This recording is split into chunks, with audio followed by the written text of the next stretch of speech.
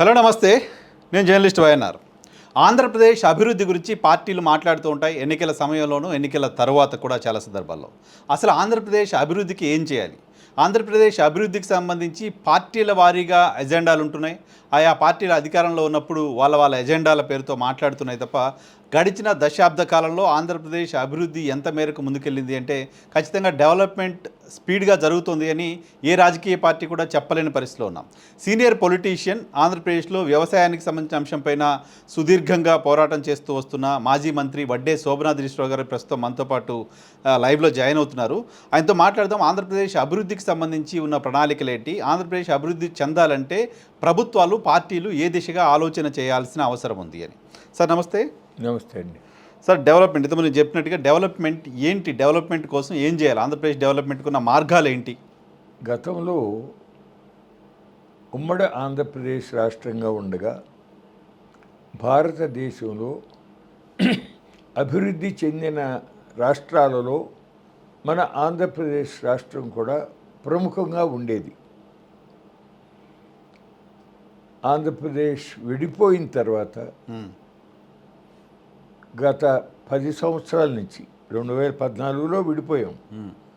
ఆంధ్రప్రదేశ్లో ప్రగతి చాలా నత్తనడకన నడుస్తూ ఉందని చెప్పక తప్పదు. గతంతో పోల్చుకుంటే చాలా వెనుకబడి ఉన్నాం. ఈ పరిస్థితుల్లో తప్పనిసరిగా వ్యవసాయ రంగం అభివృద్ధి కావాలి, పారిశ్రామిక రంగం అభివృద్ధి కావాలి, సేవా రంగం కూడా అభివృద్ధి అయ్యి ఎక్కువ మంది ప్రజలకు ఉపాధి అవకాశాలు లభించి వాళ్ళ ఆదాయాలు పెరిగినప్పుడే, వాళ్ళ కొనుగోలు శక్తి పెరిగినప్పుడే రాష్ట్రం కూడా చాలా బాగా అభివృద్ధి అయ్యే అవకాశం ఉంటుంది. కిందటిసారి నేను ప్రత్యేకించి ఎక్కువగా ఇరిగేషన్ విషయం గురించి చెప్పుకొచ్చాను. అది ఎందుకు అవసరం అంటే, ఇవాళకి కూడా మన ఆంధ్రప్రదేశ్ రాష్ట్రంలో సాగు విస్తీర్ణంలో సుమారుగా 40% లోపల మాత్రమే సాగునీటి సౌకర్యం ఉంది. సాగునీటి సౌకర్యం ఉంటే కరువు ఇబ్బంది ఉండదు, అట్లాగే వరదల ప్రమాదం కూడా తగ్గుతుంది, దిగుబడులు పెరుగుతాయి, ఉత్పత్తి పెరుగుతుంది, రైతులకు ఆదాయం పెరుగుతుంది, ఓవరాల్గా వాళ్ళ యొక్క స్టేట్ ఎకానమీ కూడా ఇంప్రూవ్ అవుతుంది. అదొక భాగం అనుకోండి. అట్లాగే పారిశ్రామిక అభివృద్ధి కూడా జరగాలి. ఆ విషయంలో ఇవాళ మన ముఖ్యమంత్రి నారా చంద్రబాబు నాయుడు గారు రాష్ట్రాన్ని చాలా వేగంగా అభివృద్ధి పథంలో ముందుకు తీసుకెళ్లాలనే అభిప్రాయం ఉంది. ఈ మధ్యనే విజన్ 2040-47 కూడా ఒకటి ప్రకటించారు. దాంట్లో రాష్ట్రం 2047 వచ్చేటప్పటికి ఇన్ని లక్షల కోట్ల జిఎస్టీపీకి వెళ్తుంది. అట్లాగే సగటు తలసరి ఆదాయం 58 లక్షలకు చేరుతుంది అనేటటువంటి మాటలు చెప్తూ వచ్చారు. అది మాటలు చెప్పడం సులభమే కాదు, ఆచరణలో అంత సులభం కాదు.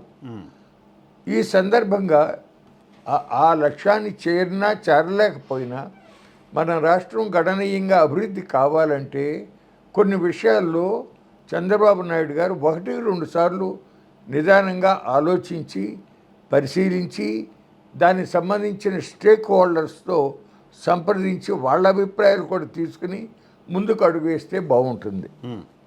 ఉదాహరణకి ఇవాళ భారత్ పెట్రోలియం కార్పొరేషన్ లిమిటెడ్ అనే సంస్థ, కేంద్ర ప్రభుత్వ సంస్థ, మన రాష్ట్రంలో 95,000 కోట్ల రూపాయలు పెట్టుబడి పెడతాము, పెట్రోలియం రిఫైనరీ పెడతాము, దానికి అనుబంధంగా పెట్రోకెమికల్ కాంప్లెక్స్ కూడా కడతాము, చాలామందికి ఉపాధి అవకాశాలు లభించుతాయి, రామాయపట్నంలో పెడతాము అని అంటున్నారు.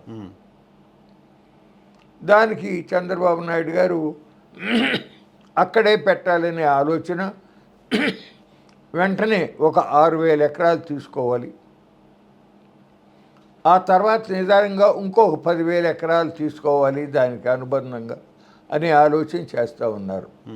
ఈ సందర్భంగా మీ ద్వారా నేను చంద్రబాబు నాయుడు గారికి సవినయంగా విజ్ఞప్తి చేసేది ఏంటంటే, దయచేసి ఆ భారత్ పెట్రోలియం కార్పొరేషన్ లిమిటెడ్ పెడతా ఉన్నటువంటి రిఫైనరీని రామాయపట్నంలో కాదు, అది కాకినాడలో కానీ బందర్లో కానీ పెట్టవలసిన అవసరం ఉంది. ఎందుకంటే మన ఆంధ్రప్రదేశ్ సముద్ర తీర ప్రాంతంలో సముద్ర గర్భంలో పెట్రోలియము గ్యాస్ నిక్షేపాలు ఉన్నాయి. క్రూడ్ బయటికి తీయటం కూడా ఈ మధ్య కాలంలోనే కాకినాడ దగ్గర మొదలవుతుంది. ఈ పరిస్థితుల్లో రా మెటీరియల్ ఉన్నటువంటి కాకినాడ బందర్ మధ్యలో ఉంది, మళ్ళీ నాగాయలంక దగ్గర ల్యాండ్ లోపల ఉంది. ఇది వదిలిపెట్టి రామాయపట్నంలో పెడితే ఏమవుతుందంటే దీన్ని అంతటిని మళ్ళీ అక్కడికి ట్రక్స్ అవనివ్వండి పైప్ లైన్తో కానీ చేర్చాలి కదా అక్కడికి. దానికి కాస్టు ప్లస్ తరలించడానికి అయ్యేటటువంటి ట్రాన్స్పోర్ట్ కాస్ట్ కూడా పడుతుంది కదా. అప్పుడు ఏమవుతుందంటే వయబిలిటీ గ్యాప్ ఫండింగ్ అంటే అక్కడ పెట్టేటటువంటి సంస్థ లాభదాయకంగా తన కాళ్ళ మీద తను నిలబడి ఉత్పత్తి చేసే పరిస్థితి రావాలి అనేది వైబిలిటీ గ్యాప్ ఫండింగ్ అంటారు. అది ఇప్పుడు అది చాలా ముఖ్యమైనటువంటి విషయం. ఎందుకంటే నేను ఒక్కసారి గతాన్ని గుర్తు చేస్తున్నా. రాజశేఖర్ రెడ్డి గారు ముఖ్యమంత్రిగా ఉన్నప్పటి నుంచే విశాఖపట్నం నుంచి కాకినాడ మధ్యలో ఒక పెట్రోలియం రిఫైనరీ పెట్రోకెమికల్ కాంప్లెక్స్ తీసుకురావాలి పెట్టాలి అని చెప్పి అంటము, కొన్ని వేల ఎకరాలు తీసుకోవటం జరిగింది. కానీ అది వాస్తవ రూపం ధరించాల. ఓకే. ఆ తర్వాత మన ఆంధ్రప్రదేశ్ విభజన జరిగినప్పుడు విభజన చట్టంలో స్పష్టంగా చెప్పారు, ఆంధ్రప్రదేశ్లో పెట్రోలియం రిఫైనరీ పెట్రోకెమికల్ కాంప్లెక్స్ పెడతాము అని చెప్పి హామీ. అది పార్లమెంటు సాక్షిగా ఇచ్చిన హామీ, విభజన హామీలో ఒకటి. దానికి Hindustan petroleum corporation HPCL IOC వాళ్ళు ఒక పెడదామని చెప్పి వాళ్ళు ప్లాన్ చేశారు. చేసినప్పుడు వయబిలిటీ గ్యాప్ ఫండింగ్ వచ్చింది. అప్పుడు చంద్రబాబు నాయుడు ఇదే మోడీ గారికి లెటర్ రాశాడు. అక్కడ రాజస్థాన్లో బార్మెర్ అనే చోట బీపీసీఎల్ వాళ్ళది పెట్రోలియం రిఫైనరీ పెట్రోకెమికల్ కాంప్లెక్స్ ఉంది. ఈ రిఫైనరీలు పెట్టినప్పుడు ఏంటంటే ఇంటర్నల్ రేట్ ఆఫ్ రిటర్న్ అది 14%కి తగ్గకుండా ఉండాలి అనేది వాళ్ళ నార్మ్. అది ఓకే. అంతకన్నా తగ్గితే వైబిలిటీ గ్యాప్ ఫండింగ్ సమస్య వస్తుంది. అర్థమైందండి. దాన్ని రాజస్థాన్ గవర్నమెంట్ రిక్వెస్ట్ చేస్తే సెంట్రల్ గవర్నమెంటు 14% నుంచి 12%కి తగ్గించింది. ఓకే. ఓకే. దాని మూలాన వాళ్ళకి కొన్ని వేల కోట్ల రూపాయలు రాష్ట్ర ప్రభుత్వం ఏటా బీపీసీఎల్కి ఇచ్చేటటువంటి అవసరం తగ్గింది. అది ఇక్కడ చంద్రబాబు నాయుడు గారు కూడా అట్లాగే మాకు కూడా తగ్గించండి అని రాశాడు. మరి ఏంటో ఆ మహానుభావుడు మోడీ గారికి దయ కలగల, సెంట్రల్ గవర్నమెంట్ ఒప్పుకోరా, దాని మూలనే మనకి రాలా. లేకపోతే ఇది 4-5 ఏళ్ళ నాడే రావాల్సినటువంటి ప్రాజెక్టు. ఇప్పుడు కూడా అక్కడ వద్దు, ఆల్రెడీ కాకినాడలో 10,000 ఎకరాలు ఉన్నాయి. లోకడే రాజశేఖర రెడ్డి ముఖ్యమంత్రిగా ఉండగా ఆ కేవీ రావు అనే అతను బ్రోకరేజీ చేసి అతను చాలా తక్కువ ధరలు రైతులకు ఇచ్చి భూమి తీసుకున్నారు. 10,000 ఎకరాలు ఉంది ఇప్పుడు అక్కడ ఎస్సీజెడ్. ఈ మధ్యనే అందులో ఆ భూమిని కొంత ఈ విజయసాయి రెడ్డి వాళ్ళ బంధువులకి ఎవరికో మార్పు జరిగిందని అదంతా కథలుగా వచ్చింది.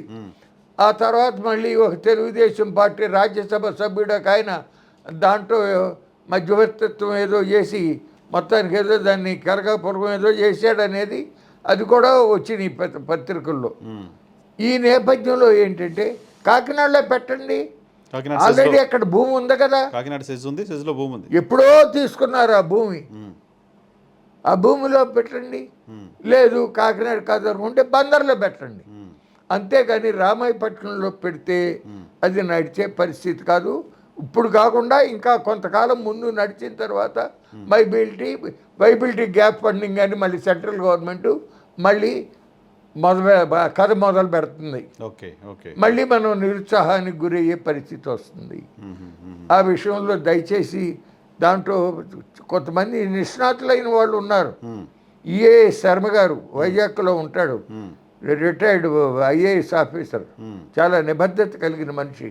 ఇంకా కొంతమంది పెట్రోలియం సెక్టార్లో ఓఎన్జీసీలో చేసిన వాళ్ళు మన ఆంధ్రప్రదేశ్కు సంబంధించిన తెలుగు వాళ్ళు ఉన్నారు. వాళ్ళు రిటైర్ అయ్యి ఉన్నారు అనుకోండి, అటువంటి వాళ్ళని సంప్రదించండి. ఎవరిని సంప్రదించవసరం లేదు. నాకు తెలిసిందే అంటే విసన్న చెప్పిందే వేదం అంటే ఎట్లా? ఎందుకు పోతున్నారు రామాయపట్నం అనుకుంటున్నారు? రామాయపట్నంకి పోవడం వెనక రీజన్ ఏంటి? అతనికి ఎందుకో లోతుగా ఆలోచించక రామాయపట్నం మీద ఆయనకేమీ ప్రేమ లేదు.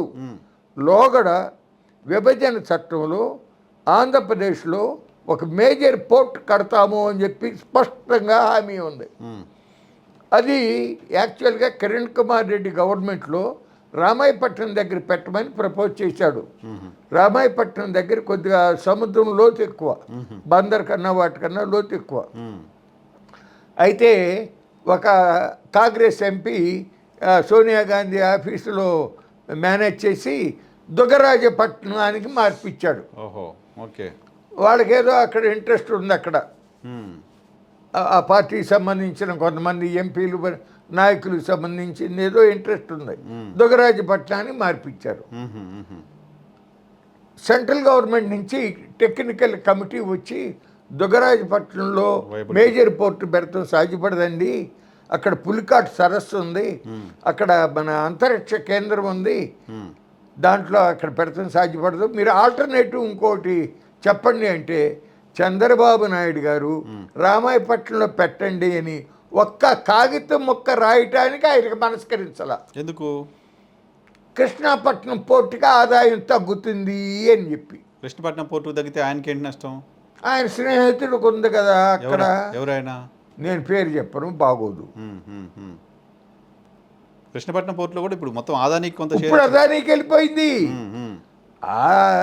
చంద్రబాబు నాయుడు గారి స్నేహితుడిని బెదిరించి సిబిఐయో ఈడీయో ఏదో ఇన్కమ్ ట్యాక్స్ వాళ్ళను పంపించి భయపెట్టి బలవంతాన్ని తీసుకున్నాడు అదాని. ఓకే. అది ఒకసారి కాదు, 2 సార్లు జరిగింది అంటున్నా. రామాయపట్నంలో మేజర్ పోర్ట్ వస్తే ఆ దగ్గరలో నేషనల్ ఇన్వెస్ట్మెంట్ మ్యానుఫ్యాక్చరింగ్ జోన్ అంటారు, నీమ్జ్. కిరణ్ కుమార్ రెడ్డి టైంలో పామూరు, ప్రకాశం జిల్లాలో పామూరు అనే చోట నీమ్జ్ని పెట్టమని చెప్పి ఆయన రాశాడు. అప్పట్లో ఎందుకంటే అక్కడ 14,000 ఎకరాలు ప్రభుత్వ భూమి, బంజరు భూములు ఉన్నాయి అని చెప్పి పామూరు దగ్గర ప్రభుత్వం దగ్గర సమాచారం ఉంది. అప్పట్లో ఇండియన్ ఎక్స్ప్రెస్, హిందూ వీటన్నిటిలోనూ కూడా అసలు దేశంలోనే తొలిగా అభివృద్ధి అయ్యేటటువంటి పామూరు అని రాశారు. ఎందుకనంటే తత్తిమా చోట్ల ల్యాండ్ ఎక్విజిషన్ చేయాల్సి వస్తుంది, పామూరు దగ్గర గవర్నమెంట్ ల్యాండ్ ఉంది కాబట్టి ఇస్తారు కాబట్టి తొందరగా వస్తుందని అనుకున్నారు. నీమ్జ్ వస్తే రాష్ట్ర ప్రభుత్వం భూమి ఇవ్వాలి 5,000 హెక్టార్ల దాకా. ఇక అక్కడి నుంచి దాన్ని అభివృద్ధి చేయటం, పోర్టుకు కలవటం, రోడ్లు వేయటం, ఎయిర్పోర్ట్లకు కలపటం, రోడ్లు వేయటం, కరెంటు, వాటరు, ఇక ఇటువంటివన్నీ కేంద్ర ప్రభుత్వం ఖర్చు. Okay okay. కొన్ని లక్షల కోట్లు పెట్టుబడులు వస్తాయి, కొన్ని లక్షల మందికి ఉపాధి అవకాశాలు లభిస్తాయని ఎస్టిమేటు. యాక్చువల్గా అంత అవ్వచ్చు అవ్వకపోవచ్చు. ఇప్పుడు అన్నీ చూస్తున్నాంగా మనం, ప్రతిదీ ఇంత ఇన్వెస్ట్మెంట్ వస్తుంది, ఇన్ని ఉద్యోగాలు వస్తాయి అని చెప్పి బ్రహ్మాండంగా రాస్తారు. అందులో ఎన్ని వస్తున్నాయో భగవంతుడికి తెలియదు. తర్వాత మళ్ళీ చూసేవాళ్ళు లేరు, అడిగేవాళ్ళు లేరు అన్నట్టు అయిపోయింది కదా. సో ఇప్పుడు ఏంటి రామాయపట్నం, సరే అప్పుడు రామాయపట్నంలో పోర్టు రావడానికి చంద్రబాబు నాయుడు గారు లెటర్ రాయలేదు. అవును. ఇప్పుడైతే పెట్రోకెమికల్ ఇది తీసుకొస్తున్నారు, బీపీసీఎల్ తీసుకొస్తున్నారు కదా అక్కడికి. ఇది ఇక్కడ కాకుండా అక్కడ పెట్టి ఇప్పుడైనా రామాయపట్నంలో మేజర్ పోర్టు పెట్టాలి. సెంట్రల్ గవర్నమెంట్తో పెట్టించండి. మేజర్ పోర్టు పెట్టకుండా ఎలక్షన్ల ముందు కొద్దిగా ల్యాండ్ ఎక్వైర్ చేసి ఒక శంకుస్థాపన చేశాడు చంద్రబాబు నాయుడు. నేను తక్కువ తిన్నానని జగన్ వచ్చి అతను శంకుస్థాపన చేశాడు. మైనర్ పోర్టుగా దాన్ని మేజర్ పోర్టుగా మార్చాలి. మేజర్ పోర్టుగా మార్చాలి. అది స్టేట్ మేజర్ పోర్టుగా మార్చినప్పుడు సెంట్రల్ గవర్నమెంటు సుమారుగా 25,000 కోట్లు ఖర్చు అవుతుంది ఒక మేజర్ పోర్టు పెట్టాలంటే. మన పక్కంట ఉన్న తమిళనాడు రాష్ట్రంలో మనకన్నా డిస్టెన్స్ తక్కువ. ఇండియాలో ఫస్ట్ గుజరాత్, నెక్స్ట్ ఆంధ్రప్రదేశ్. 900 కిలోమీటర్లు కదా మంది మనకన్నా తక్కువ తమిళనాడు. తమిళనాడులో 4 మేజర్ పోర్టులు ఉన్నాయి. 4 మేజర్ పోర్టులు. ఎన్ఐఎం అనే చోటు ఇప్పుడు కడుతున్నారు, అయిపోవస్తాను. ఓకే. ఇప్పుడు ఇక్కడ మేజర్ పోర్ట్ వస్తే ఆ నేమ్ చేస్తే ఇది ఒక్క నెల్లూరు జిల్లాకే కాకుండా ప్రకాశం జిల్లాకే కాకుండా రాయలసీమ ప్రాంతం అభివృద్ధికి కూడా చాలా ఉపయోగపడుతుంది. అక్కడ నిమ్స్ వస్తే నియరెస్ట్ కనెక్టివిటీ కదా. నిమ్స్ మేజర్ పోర్ట్ రెండు అక్కడ అయితే కనెక్టివిటీ పెరుగుతుంది. ఎస్, ఆ దిశగా చంద్రబాబు నాయుడు గారు ఆలోచించాలని చెప్పి నేను విజ్ఞప్తి చేస్తా ఉన్నా. ఓకే. ఆ తర్వాత ఇప్పుడు ఆర్సిలార్ మెటల్ అనేటటువంటి ఒక కంపెనీ, పెద్ద కంపెనీయే, జపాన్ వాళ్ళు ఫారిన్ ఇన్వాల్వ్మెంట్ అది ఉంది. దాదాపు 147,000 కోట్లు పెట్టుబడి పెడతాము, ఇన్ని లక్షల టన్నులు స్టీల్ ఉత్పత్తి చేస్తాము, ఇంతమందికి ఉద్యోగాలు వస్తాయి అని చెప్పారు. ఓకే, సంతోషమే. రాష్ట్రంలో ఒక పరిశ్రమ వచ్చి ఉత్పత్తి చేసి పెట్టుబడులు పెట్టి ఉద్యోగాలు కల్పిస్తే మంచిదేగా. కావాల్సింది శంకుస్థాపన కూడా చేశారుగా వైజాగ్లో. అది ఆ పాయింట్కే వస్తున్నా. అది అనకాపల్లి దగ్గర, నక్కపల్లి దగ్గర పెట్టాలనే ఆలోచన.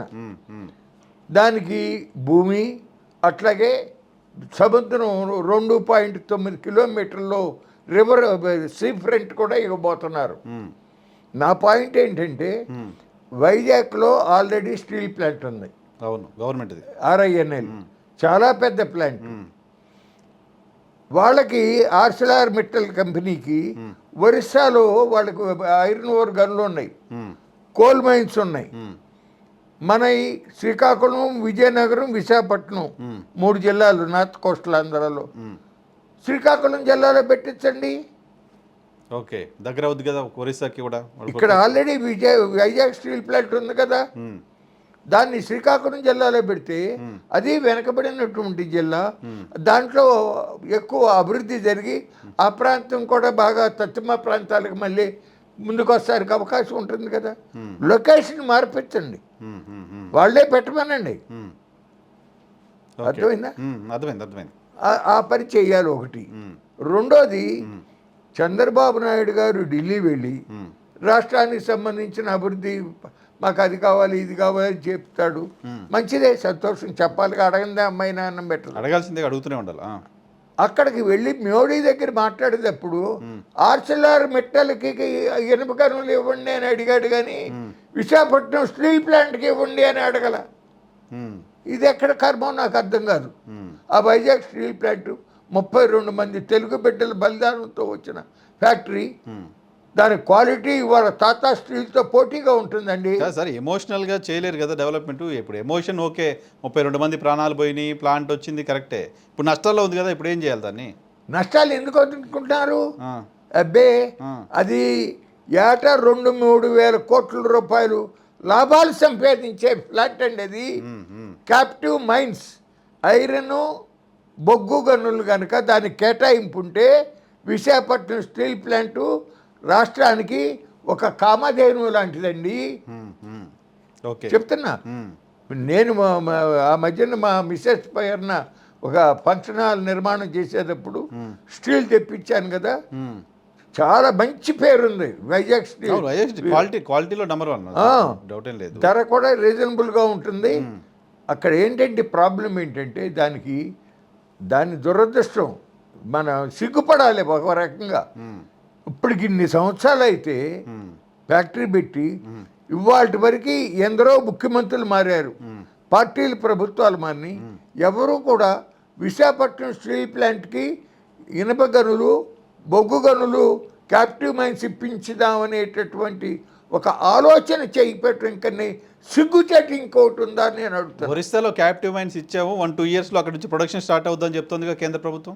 లేదు, ఆ మధ్యన రామ్మోహన్ నాయుడు ఎంపీగా ఉండగా పార్లమెంట్లో ప్రశ్న వేశాడు, విశాఖపట్నం స్టీల్ ప్లాంట్కి బొగ్గు గని కేటాయించుతారా అని చెప్పి. కేటాయించుతారా అని ఇతను వేసిన ప్రశ్నకి కేటాయించాము ఫలానా చోట. అయితే ఆ తర్వాత క్యాబినెట్ కమిటీ ఆన్ ఎకనామిక్ అఫైర్స్లో విశాఖపట్నం స్టీల్ ప్లాంట్ని 100% అమ్మేయాలనే నిర్ణయం జరిగినందున దీనిని క్యాన్సిల్ చేశామన్నారు. ఓకే, ఇచ్చిన క్యాప్టివ్ మైన్స్ని క్యాన్సిల్ చేసామని చెప్పారు. ఎస్. సో ఇప్పుడు లేటెస్ట్గా 11,300 కోట్ల రూపాయలు మొన్న కేంద్ర ప్రభుత్వం ప్రకటించింది. ఆ తర్వాత కేంద్ర ప్రభుత్వం చేసిన ప్రకటన ఆల్రెడీ మైన్స్ ఇచ్చాము ఒరిస్సాలో, వాటిని ఇవ్వలా 11,000 కోట్ల రూపాయలు డబ్బు ఇచ్చారు. అది కూడా ఫలానా కండిషన్లో ఫలానా దాన్ని ఖర్చు పెట్టాలన్నారు. ఇక్కడ డబ్బు అవసరం అసలు, మైన్స్ కేటాయించండి చాలు. అసలు సెంట్రల్ గవర్నమెంట్ పాలసీలోనే మైన్స్ కేటాయించే అధికారం కేంద్ర ప్రభుత్వానికి ఉంది. అవును. ఆ కేటాయించేటప్పుడు ఫస్ట్ ప్రయారిటీ పబ్లిక్ సెక్టార్ అండర్టేకింగ్స్కి ఇవ్వాలి. అట్లా ఇవ్వకుండా ప్రైవేట్ వాళ్ళకి ఇచ్చారు. ఇప్పుడు ఉదాహరణగా అదానీ ఉన్నాడు. అదానీకి 100 కోట్ల టన్నుల బొగ్గు నిల్వ ఉన్నటువంటి గనులు ఉన్నాయండి. ఆయన ఆక్షన్లో తీసుకున్నాడని కదా, రాష్ట్ర ప్రభుత్వాలు ఆక్షన్ చేస్తే ఆక్షన్లో తీసుకున్నాడు. ఛత్తీస్గఢ్ కావచ్చు, ఒరిస్సా కావచ్చు, ఆక్షన్లో కొనుక్కున్నాడు అదాని అని చెప్తున్నారు. నో గవర్నమెంట్ కేటాయిస్తుంది. Okay okay. ఆక్షన్ కూడా ఉంటుంది, ఆక్షన్ రూట్ కూడా ఉంది. దొడ్డించేవాడు మనవాడైతే ఎక్కడ నుండి కూర్చుంటే ఏంటి, అట్లా జరుగుతుంది అనుకోండి. నా పాయింట్ ఏంటంటే సెంట్రల్ గవర్నమెంట్ మీద మనం ఒత్తిడి తీసుకొచ్చి ఇప్పించాలి. ఇప్పిస్తే అన్ని ఈ బకాయి 30,000 కోట్లు ఇప్పుడు బడ్డీనుంది, అంతా తీర్చేసి 2 ఏళ్లలో మళ్ళీ లైన్లోకి వచ్చేస్తుంది. సో పరిష్కారం మైన్స్ ఇవ్వడమే, లేదా సెయిల్లో కలపడం. దాని సమస్య పరిష్కారం మైన్స్ ఇవ్వటమే. 11,000 కోట్లు 10,000 కోట్ల ప్యాకేజీతో పరిష్కారం కాదు. సెయిల్లో కలపవసరం అసలు. సెయిల్ కన్నా కూడా ఎఫిషియెంట్గా నడిచేటటువంటి ఫ్యాక్టరీ విశాఖపట్నం స్టీల్ ప్లాంట్ అండి. నేను స్టడీ చేసి చెప్తున్నా. రెండో అసెంబ్లీలో తీర్మానం చేయాలి, విశాఖపట్నం స్టీల్ ప్లాంట్ని అమ్మాలనే నిర్ణయాన్ని ఉపసంహరించుకోవాలి కేంద్ర ప్రభుత్వం అనేది తీర్మానం చేయటం. రెండోది ఏంటంటే మన రాష్ట్రంలో కూడా కొంత ఇనుప గనులు ఉన్నాయి. అంటే మంచి టాప్ క్వాలిటీ కాదు బళ్ళారిలోకి మళ్ళీ, కానీ కొంత తక్కువ క్వాలిటీది ఉంది. దాన్ని వాళ్ళు దానికి ఏదో ప్రాసెస్ ఉంది, కొద్దిగా ఖర్చు అవుతుంది కానీ పని జరుగుతుంది. అట్లా ప్రకాశం జిల్లాలో అక్కడ మరలపాడు కొణిజేడు అనేటటువంటి చోట 1,300 ఎకరాల గనులు ఉన్నాయి. అది అంతకుముందు జిండాలాళ్ళకి కేటాయించారు, కానీ ఒప్పందం జరగలే ఇప్పటికి. ఆ గనుల్ని విశాఖపట్నం స్టీల్ ప్లాంట్కి ఇవ్వండి. స్టేట్ గవర్నమెంట్ చేతిలో పనే కదా. ఎస్.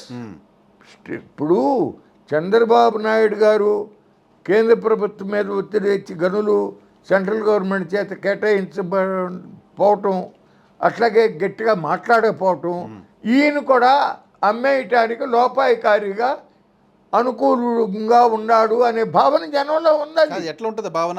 పదే చంద్రబాబు నాయుడు గారు, నారా లోకేష్ గారు, పవన్ కళ్యాణ్ గారు చెప్తున్న మాట, ఎట్టి పరిస్థితుల్లో విశాఖ స్టీల్ ప్లాంట్ని మేము ప్రైవేటీకరణ కానివ్వం అని చెప్తున్నారు. Point number 1. పాయింట్ నెంబర్ 2, మేమే 10,000 కోట్లు 11,300 కోట్ల రూపాయలు దానికి డబ్బులు తీసుకొచ్చాము, మేము ఎందుకు దాన్ని ప్రైవేట్ పరం కానిస్తామనే మాట చెప్తున్నారు. కానీ వాస్తవం కాదు. అది కాదు. ఇప్పుడు డబ్బు ఇప్పుడు ఈయనెళ్ళి అనేక కొన్ని చాలా ఎప్పుడోకో అవసరమయ్యే వాటిని కూడా అడిగితే వాళ్ళు ఇమ్మీడియట్గా శాంక్షన్ చేస్తూ ఉంటాం చోట్ల మనం. అటువంటిది ఎప్పటి నుంచో నడుస్తూ ఉండే ప్లాంట్. నవరత్న యూనిట్స్లో అదొకటి. అవును. దానికి ఇవ్వకపోవడం కారణం ఏంటి? దానికి ఉన్న 20,000 ఎకరాల భూమి మీద కన్ను వేయటం. ఓకే, ఎవరికన్నా వేశారు? ఉంటారు యాక్టర్లు, మనకి బయటికి రారు ఇప్పుడు రారు, తర్వాత వస్తారు. మీ ప్రకారం విశాఖ స్టీల్ ప్లాంట్ ఇంకా ప్రమాదంలోనే ఉందా సార్? దానికి గనులు కేటాయించకపోతే నష్టాల్లో కొనసాగుతుంది. గనుల కేటాయింపు ప్రయత్నాలు చేయకపోతే ఎవరిని నమ్మలేం మనం. ఎస్. బాబు గారైనా ఏ మాటలు చెప్పినా నమ్మలేం, లేదు. జగన్మోహన్ రెడ్డి ఏ మాటలు చెప్పినా నమ్మలేం, అవును. నారా లోకేష్, పవన్ కళ్యాణ్ గారు ఏ మాట చెప్పినా నమ్మలేం. అవునండి. గనుల కేటాయింపుకు సంబంధించిన ఫైట్ జరిగితే మాత్రమే. నేను అడిగేది సూటి ప్రశ్న. మీ సపోర్ట్తో అక్కడ గవర్నమెంట్ ఉంటే ఇదేమైనా అన్యాయం అయిందా? కాదు కదా. ఈ దేశంలో సొంత గనులు లేని స్టీల్ ప్లాంట్ అది ఒక్కటే కదా. పైగా ప్రైవేట్ దానికి అడగట్లా, సొంత దానికి అడగట్లా, గవర్నమెంట్ దానికి అడుగుతున్నాం కదా. గవర్నమెంట్ అండర్ ది టేకింగే కదా. మరి అటువంటి దానికి ఎందుకు ఇవ్వరు? అదొకటి. ఓకే. తర్వాత ఇంకొకటి, మనకి విభజన చట్టంలో కడపలో స్టీల్ ప్లాంట్ పెడతామని చెప్పి సెంట్రల్ గవర్నమెంట్ హామీ ఇచ్చింది. అక్కడ కూడా చంద్రబాబు నాయుడు కానీ జగన్మోహన్ రెడ్డి కానీ కేంద్ర ప్రభుత్వం చేత కడపలో స్టీల్ ప్లాంట్ పెట్టించాలనే ప్రయత్నం సరిగ్గా జరగల. ఇద్దరు వైపు నుంచి ప్రైవేట్ వాళ్ళతో పెట్టించాలనే తప్ప మరి అందులో వీరికేమీ ప్రయోజనం ఉంటుందో నాకు తెలియదు. కానీ కడపలో అయితే దగ్గరలో బళ్ళారిలో టాప్ క్వాలిటీ ఐరన్ గన్లు అండి. అక్కడ చాలా దగ్గర కదా, బాగుండేది.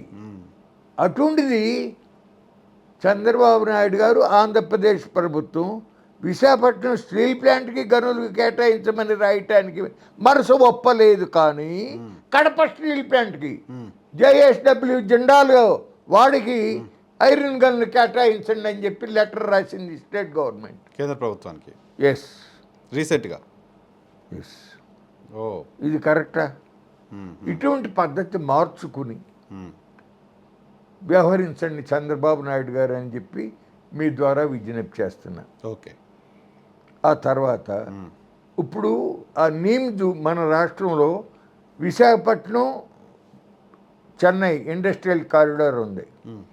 చెన్నై నుంచి బెంగళూరు ఇండస్ట్రియల్ కారిడార్ ఉంది. మన రాష్ట్రంలో ఇక్కడ పామూరు నీమ్స్ ఒకటి, చిత్తూరులో ఒక నీమ్స్ ఉంది. పామూరులో ల్యాండ్ ఉంది. కానీ ఇప్పటికి స్టేట్ గవర్నమెంట్ ఇన్ని సంవత్సరాలు అయిపోతూ కిరణ్ కుమార్ రెడ్డి వెళ్ళిపోయి చాలా కాలం అయింది కదా, దశాబ్దం దాటిపోయి. కిందసారి 5 ఏళ్ళు చంద్రబాబు ఉన్నారు, 5 ఏళ్ళు జగన్ ఉన్నాడు. సరే, జగన్కి ఇవన్నీ పట్టమనుకోండి, అభివృద్ధి అని మాట్లాడి చంద్రబాబు కన్నా పట్టాలి కదా.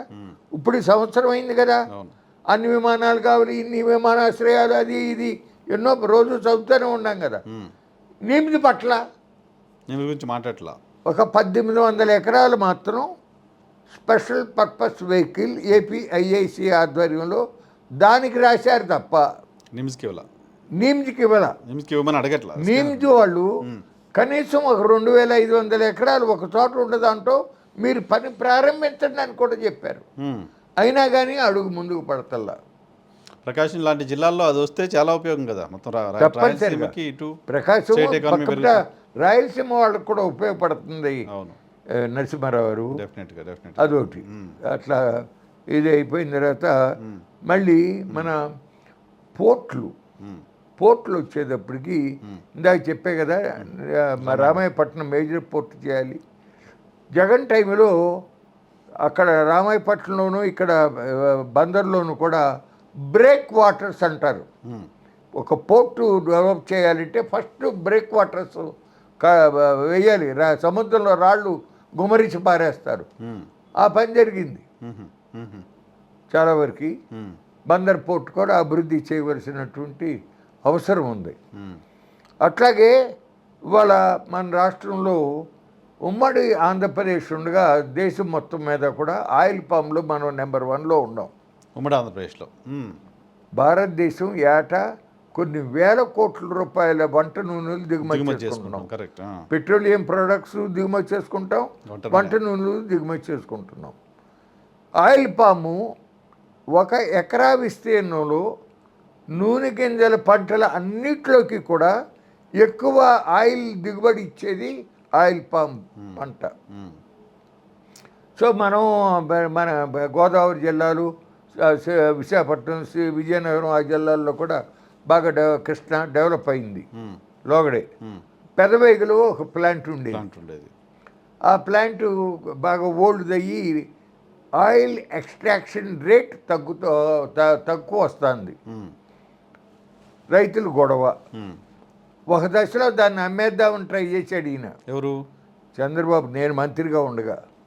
ఓకే, మీరు అగ్రికల్చర్ వద్దండి, ఇవ్వద్దు, ఉండదు ఒక ప్లాంట్ పబ్లిక్ సెక్టార్లో, దీన్ని ప్రైవేట్ వాళ్ళకి అమ్మేస్తే ఇక వాళ్ళ ఇష్టం, వాళ్ళు ఎంత రేట్ అంటే అంత రేటుకి రైతులు ఇచ్చుకోవాల్సి వస్తుంది కదా. వద్దని చెప్పి నేను అడ్డుపడి, నాతో పాటు చనుమూల వెంకట్రావు గారిని కూడా ఏమిటో పెట్టుకుని, ఆయనకు కూడా వెలగలేరులో ఆయనకి ఆయిల్ పామ్ తోట ఉంది, ఇంట్రెస్ట్, వ్యవసాయం అంటే వెంకట్రావు గారికి కూడా ఇంట్రెస్ట్. ఇద్దరం వెళ్ళి వద్దు అని చెప్తే ఆగాడు. ఓకే, లేకపోతే ఇప్పుడు విభజన అయిన తర్వాత ఏం జరుగుతుందంటే, తెలంగాణలో కాంగ్రెస్ గవర్నమెంట్ వచ్చింది కదా ఇప్పుడు. అంతకుముందు కేసీఆర్ గవర్నమెంట్ ఉంది.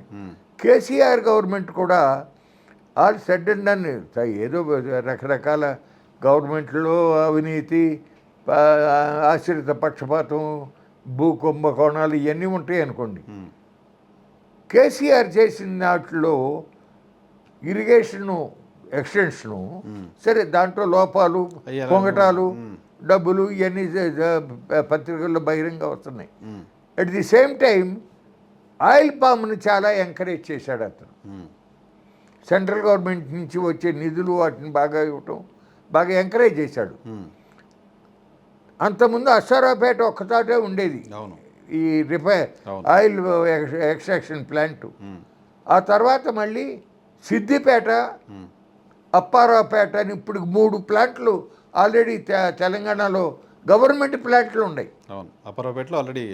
దానికి తోడు ఇప్పుడు మళ్ళీ కాంగ్రెస్ గవర్నమెంట్ వచ్చిన తర్వాత తుమ్మల నాగేశ్వరరావు గారు చాలా ఇంట్రెస్ట్ తీసుకుంటున్నాడు, బాగా ఎంకరేజ్ చేస్తున్నాడు. ఆయన బాగా ఇష్టం ఆయిల్ ఫామ్ ఇది మీద.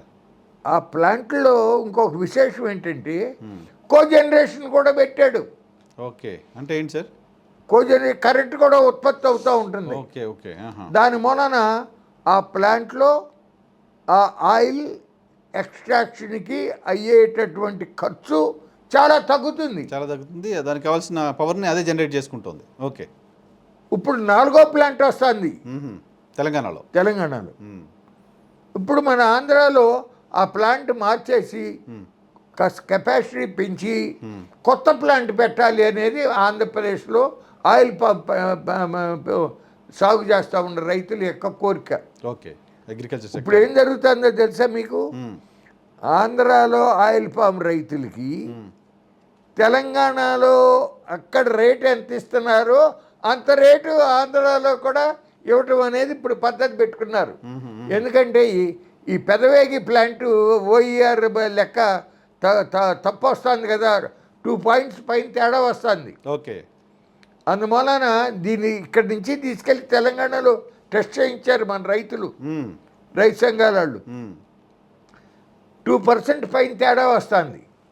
దాని మూలన స్టాండర్డ్గా తెలంగాణలో ఎంత రేట్ ఇస్తున్నారో ఆ రేటే ఆంధ్రాలో కూడా ఇవ్వాలి. ప్రైవేట్ ఫ్యాక్టరీలు అవని, పెదవేగి అవని, ఎవరైనా అవని ఆ పద్ధతి పెట్టుకుని చేస్తున్నారు. అది మార్చాల్సినటువంటి అవసరం ఉంది. ఓకే, ఆ తర్వాత మన ఆంధ్రప్రదేశ్ లోగడ చెరుకు సాగులో మనం బాగా ముందు ఉండేవాళ్ళం. మహారాష్ట్ర, యూపీ తర్వాత ఆంధ్ర బాగా ఉండేది. 29 ఫ్యాక్టరీలు ఉండేవి. ఒకప్పుడు ఆసియాలోనే హైయెస్ట్ క్రష్ చేసిన ఫ్యాక్టరీ మా ఉయ్యూరు ఫ్యాక్టరీ. 12 లక్షల టన్నులు క్రష్ చేసింది ఒక దశలో. అటువంటిది ఇవాళ ఆంధ్రాలో ఒకటే ఒక ఫ్యాక్టరీ కోఆపరేటివ్లో 4 ప్రైవేట్ రంగంలో ఉన్నాయి మొత్తం ఆంధ్రప్రదేశ్ రాష్ట్రంలో. ఓకే, అదే సమయంలో మహారాష్ట్రలో 167 ఫ్యాక్టరీలు ఉన్నాయి. నేను వింటాం ఇంకా ఎక్కువ కూడా ఉన్నాయని. అన్ని కోఆపరేటివ్ సెక్టర్ కోఆపరేటివ్ కానీ ప్రైవేట్ ఏమైనా ఉన్నాయి. యూపీలో 116 ఫ్యాక్టరీలు ఉన్నాయి. సరే, పెద్ద స్టేట్ కదా. కర్ణాటకలో 77 ఫ్యాక్టరీలు ఉన్నాయి. అక్కడ ఉన్న ఫ్యాక్టరీలే కాకుండా కొత్తగా పెడుతున్నారు.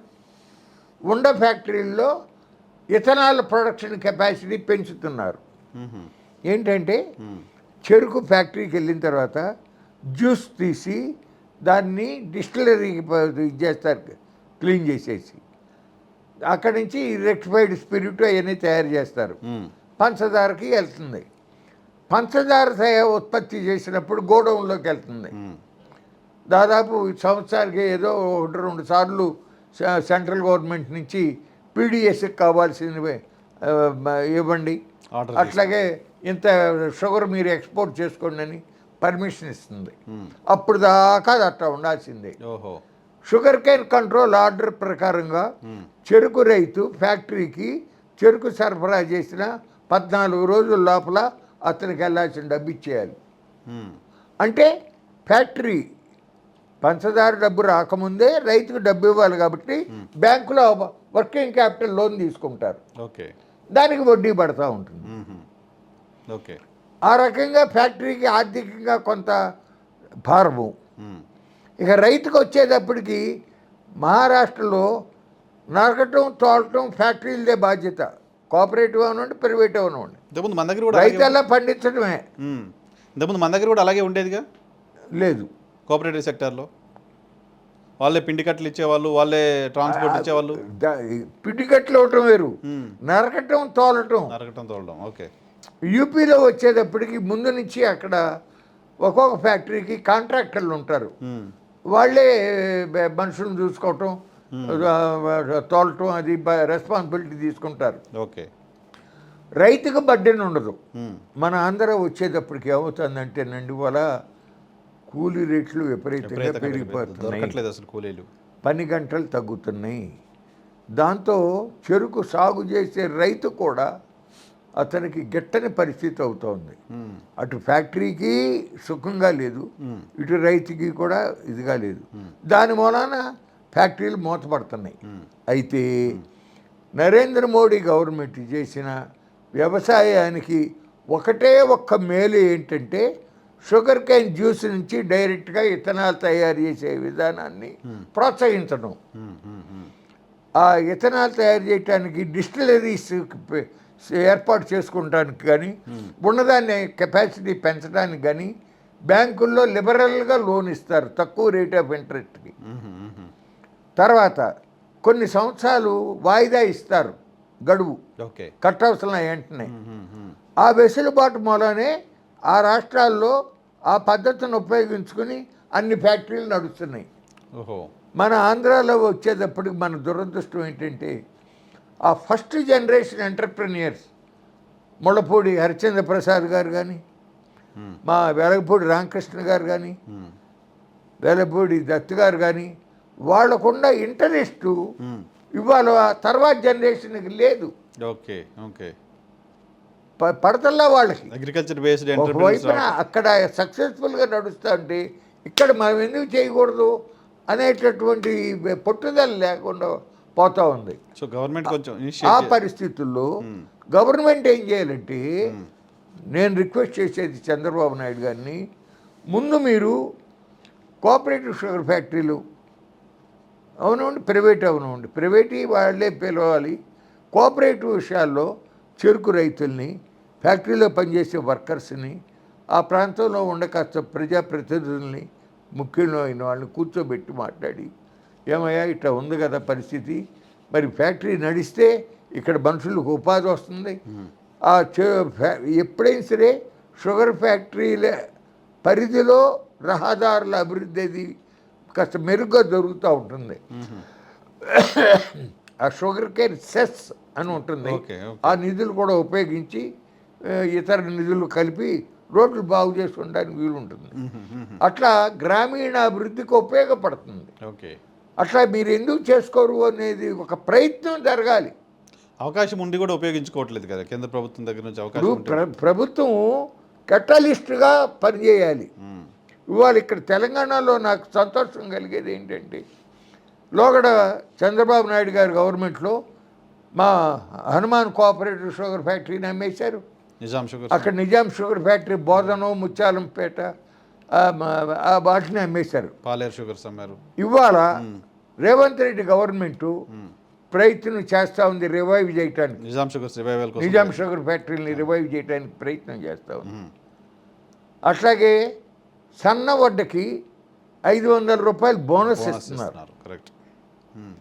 అట్లా వ్యవసాయానికి సంబంధించి భూభారత్ అని పెట్టి ఈ వ్యవసాయ భూముల విషయంలో కొన్ని అవతవకలు వాటికి స్కోప్ లేకుండా రైతులకి ఇబ్బందులు లేకుండా మేము చచ్చాము. చంద్రబాబు నాయుడు గారి గవర్నమెంట్లో సర్వే డిపార్ట్మెంట్లో 2000 ఖాళీలు ఉంటే ఆయన మన కేఈ కృష్ణమూర్తి గారు రెవెన్యూ మినిస్టర్ గారు ఒక్క 273 మందిని రిక్రూట్ చేసుకుంటా ఉన్నాయన అని చెప్పి యనమల రామకృష్ణ గారికి లెటర్ రాస్తే అబ్బే రాష్ట్ర ప్రభుత్వం ఆర్థిక పరిస్థితి చాలా గడ్డుగా ఉంది, ఉండాళ్ళతో నడుపుకోండి కానీ కొత్త వాళ్ళని తీసుకోవద్దన్న. దాంతో పనులు జరగక ఏమైంది, కొన్ని లక్షల ఎకరాలని చుక్కల భూముల్లో పెట్టేశారు 22A. సర్వేయర్స్ దాంతో రైతులు లబోదిబో 2019 ఎలక్షన్లో దాని ప్రభావం కూడా పడింది చెప్తున్నా. ఇవాళ వీళ్ళు ఇక్కడ అంటే అంతకుముందు కేసీఆర్ గవర్నమెంట్లో ధరణి ప్రోగ్రాం జరిగింది. ఆ ధరణి ప్రోగ్రాంలో కొంత లుసుకులు జరిగినాయి. కేటీఆర్ ఏదో తిమ్మిరి బొమ్మని చేశాడనేది జనరల్ టాక్. దాంట్లో లోపాలని రెక్టిఫై చేసి ఇప్పుడు భూభారతి పెడుతున్నామని పొంగులేటి శ్రీనివాసరెడ్డి గారు వాళ్ళు చెప్తా ఉన్న పరిస్థితి ఉంది. ఉదాహరణ చెప్తున్నా. అట్లా మనం కూడా రైతులకి మనం ఎంతవరకు చేయగలమో చెయ్యాలి కదా. అసలు ప్రభుత్వ రంగమే waste, cooperative sector waste, cooperative sugar ఫ్యాక్టరీలు వేస్ట్, ప్రైవేటెడ్ ముద్దు అనే వైఖరి మార్చుకోవాల్సినటువంటి అవసరం ఉంది పంచదారకు సంబంధించి. తర్వాత ఇవాళ టొబాకో బోర్డు ఉంది. బర్లీ టొబాకోతో వాళ్ళ రైతులు చాలా ఇబ్బంది పడుతున్నారు. నిరుడు కాస్త రేటు బాగుంది కదా అని బాగా వేసేశారు. ఈ కంపెనీల వాళ్ళు కూడా విత్తనాలు ఇచ్చారు. పొగాకు కంపెనీల వాళ్ళు కొనటానికి వచ్చేటప్పుడు ఇప్పుడు కొట్టల్లా బాగా రేటు తగ్గించి కొంటున్నారు. టొబాకో బోర్డు ఏమో మాకేం సంబంధం లేదు, మేమల్లా వర్జీనియా ఫ్లూ క్యూర్ టొబాకో కొట్టాను తప్ప బర్లీ టొబాకో మాకు పని లేదంటున్నారు. ఆ వైఖరి కరెక్ట్ కాదు. ఇవాళ మన మంత్రులు పెమ్మసాని చంద్రశేఖర్ ఉన్నాడు, అట్లాగే రామ్మోహన్ నాయుడు గారు ఉన్నారు, ఇంకొక మన రామ్మోహన్ నాయుడు ఉన్నాడు.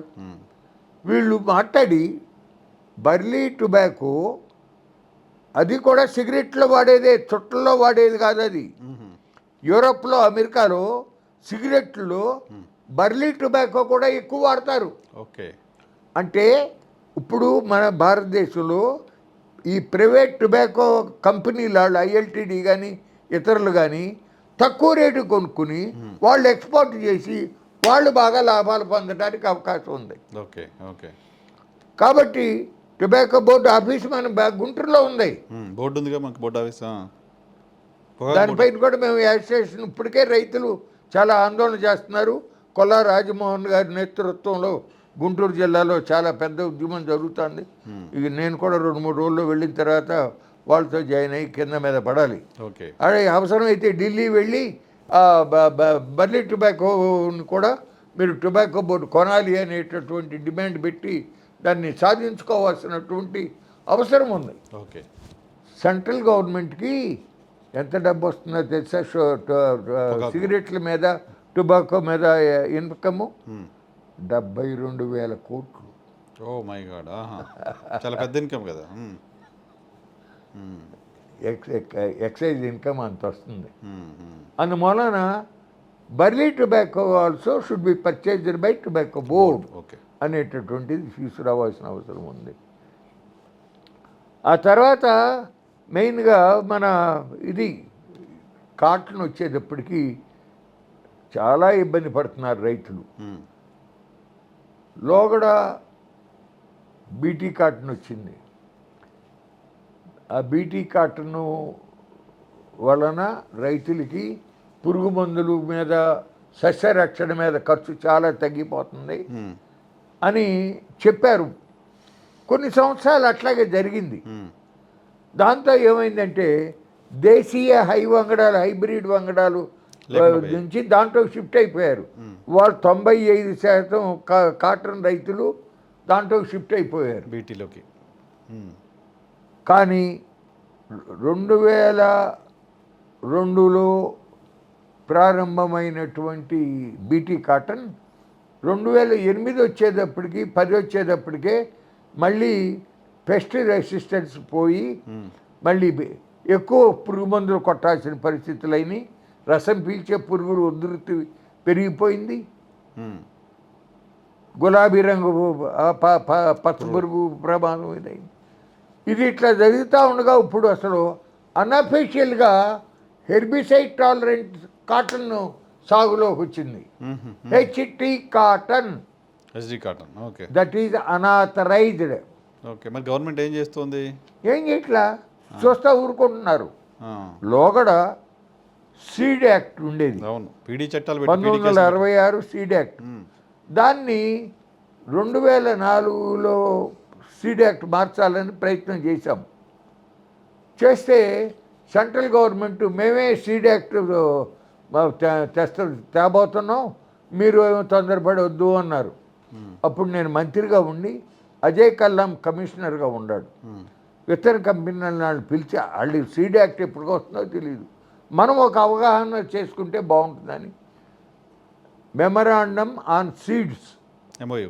ఉమ్, కంపెనీలను పిలిచి కూర్చోబెట్టి మాట్లాడి మెమరాండం తెచ్చాం. దాని ప్రకారంగా రైతులకు నష్టం జరిగిన దానికి నష్టపరిహారం ఇప్పించాం. ఓకే. ఒక కంపెనీ ఉమ్, ఎక్సెల్ సీడ్ కంపెనీ చాలా ఫేమస్, బాగా పేరు పొందినటువంటిదే. వరంగల్, కరీంనగర్ జిల్లాల్లో ఆ ఎక్సెల్ సీడు ఫెయిల్ అయింది, రైతులకు చాలా నష్టం వచ్చిందని పేపర్లో వచ్చింది. అవును, అవును. అప్పుడు నేను అజయ్ గారు ఏం చేసామంటే ఎక్కడైతే ఈ కంప్లైంట్లు వచ్చినాయో ప్రతి ఎకరములోనూ ప్రతి రైతు చేలో సీడ్ కంపెనీ ప్రతినిధి, రెవెన్యూ డిపార్ట్మెంట్ వాడు, అగ్రికల్చర్ డిపార్ట్మెంట్ వాడు ముగ్గురు ఉండి ఈల్డ్ అసెస్ చేసి సర్వే నెంబర్ వైజు రైతు వైజు ఎంత వస్తుంది అనేది లెక్క రాయించాం. ఉమ్, ఆ ప్రకారంగా వేయించి 2,20,00,000 రూపాయలు ఎక్సెల్ కంపెనీ చేత రైతులకు నష్టపరిహారం ఇప్పించాం. అవును, చెప్పారు. వాడు లబోదిబోమన్నాడు, అవును. ఉమ్, బాబో మా సీడ్ కాదండి, మా డిస్ట్రిబ్యూటర్ గారు హైదరాబాద్లో ఉండే రెడ్డి గారు చేశాడు ఈ పొరపాటు అని. ఉమ్, నాయనా, ఆ విత్తనాలు మీ ఎక్సెల్ కంపెనీ అనే సంచుల్లో అమ్మారు, మీ డీలర్ కాబట్టి మీయనే రైతు నమ్మకంతో కొన్నాడయ్యా, మీరు రైతులకు ఇచ్చేయండి, మీ వాడి దగ్గర మీరు వసూలు చేసుకోండి అని చెప్పి మాట్లాడి 2,20,00,000 ఇప్పించాం.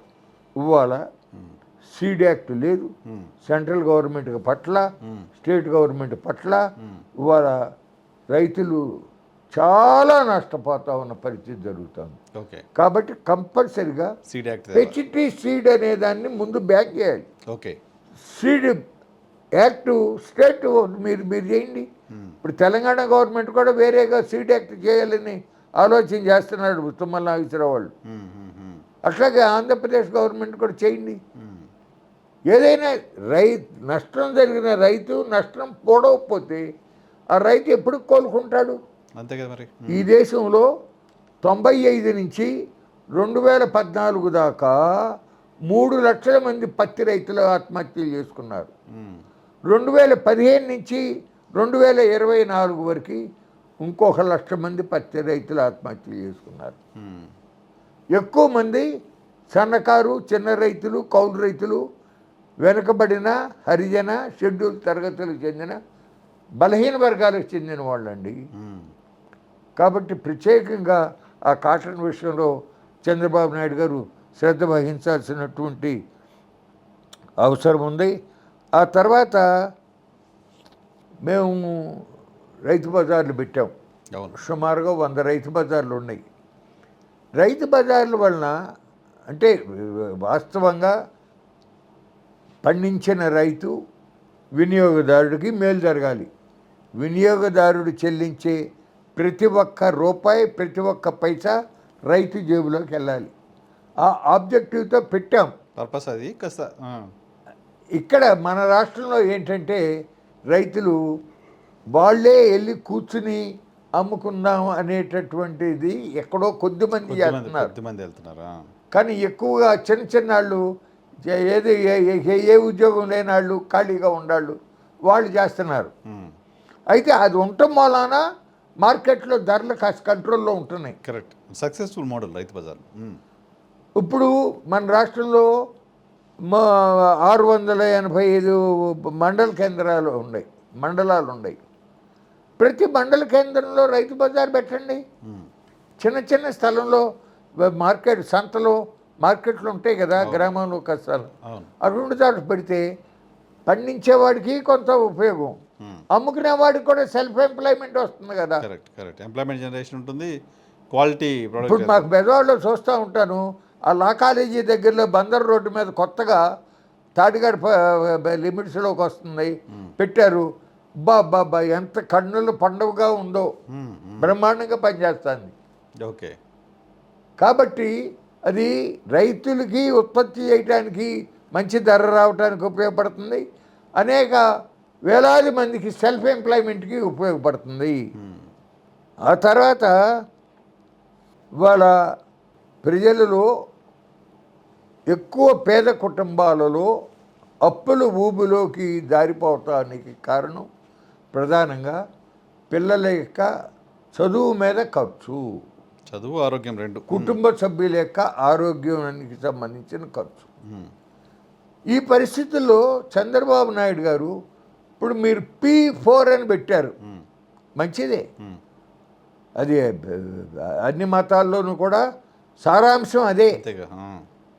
అయితే ఇక్కడ విద్యారంగానికి సంబంధించినంత వరకు నారాయణ గారి దాంట్లో 6 లక్షల మంది ఉన్నారు,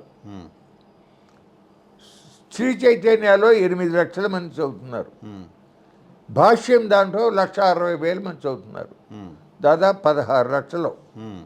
ఏమండి, ఒక్క 10% సీట్లు పేదవాళ్ళకి ఇవ్వండి.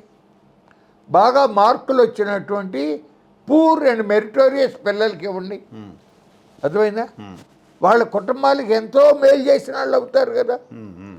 ఈ మూడు సంస్థలు వాళ్ళు ఒప్పుకుంటే, తతిమాయి కూడా ఇప్పుడు మా ఊరిలో విశ్వశాంతి ఉంది, శ్రీనివాస కాలేజీ ఉంది, అట్లా ప్రతి చోట ఎన్నో కాలేజీలు ఉన్నాయి కదా.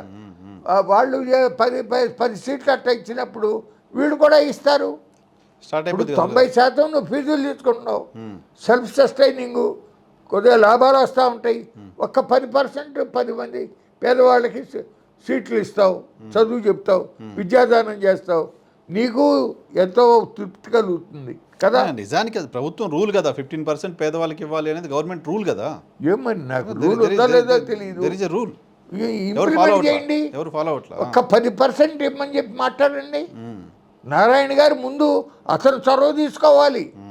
మంత్రిగా ఉన్నాడు అతను, నేను ఇట్లా చేస్తున్నాను అను, నువ్వు అన్న తర్వాత తత్తిమ వాళ్ళు కూడా ముందుకు వస్తానికి అవకాశం ఉంటుంది. అట్లాగే హాస్పిటల్స్లో ఇవాళ ప్రభుత్వాలు ఆరోగ్యశ్రీ కార్డులు ఇస్తున్నాయి. రాజశేఖర రెడ్డి గారి పుణ్యం అని చెప్పి పేదవాడు కూడా కార్పొరేట్ హాస్పిటల్ గడపెక్కడానికి వీలుగా ఒక ఆరోగ్యశ్రీ కార్డు పెట్టారు.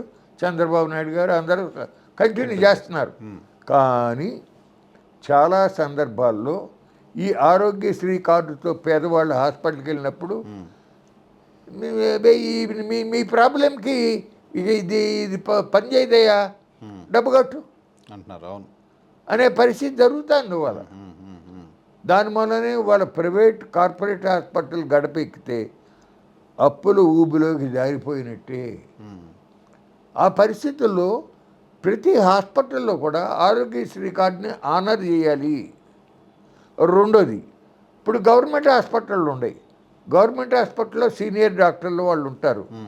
ఏ సుస్థికి ఏ మందులు వాడితే ఎంత ఖర్చు అవుతుంది అనేది వాళ్ళు ఒక ఎస్టిమేట్ వేయచ్చు కదా. అవును. ఆ ప్రకారంగా అదొక గైడెన్స్, అంతకన్నా ఎక్కువ తీసుకోమాకండి అనేది పెడితే పేదవాళ్ళకి సంబంధించి కలిగిన వాళ్ళ దగ్గర నుంచి కలిగిన వాళ్ళు ఎక్కువ పెట్టుకుంటారు. తీసుకుంటానికి మార్గాలు ఉంటాయి. మంచి రూమ్ ఇచ్చి ఏసీ ఉన్న రూము హోటల్లో రూమ్ లాగా దానికి ఎక్కువ టారిఫ్ పెట్టి ₹4 ఎక్కువ లాక్కోవచ్చు. కానీ అదే సమయంలో పేదవాడికి ఆ కామన్ రూమ్లో ఉన్నవాడికి అతి తక్కువ ఖర్చుతో వాడు వైద్యం చేయించుకొని వెళ్తానికి అవకాశం వస్తుంది కదా. అవును. దీని మీద కేంద్రీకరించండి. అట్లా కాకుండా ఇవ్వలే చదివా నేను.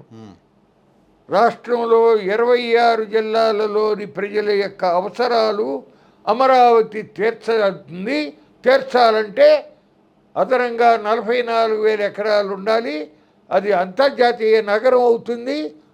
అంతర్జాతీయ విమానాశ్రయం వచ్చినప్పుడే అంతర్జాతీయంగా పెట్టుబడులు కూడా వస్తాయి అని చెప్పి వాళ్ళ ముఖ్యమంత్రి గారు చెప్పాడు అని చెప్పి ఇందాక చదివా నేను. అవును, నిన్న రివ్యూ చేశారు, ఆయన నిన్న మాట్లాడారా?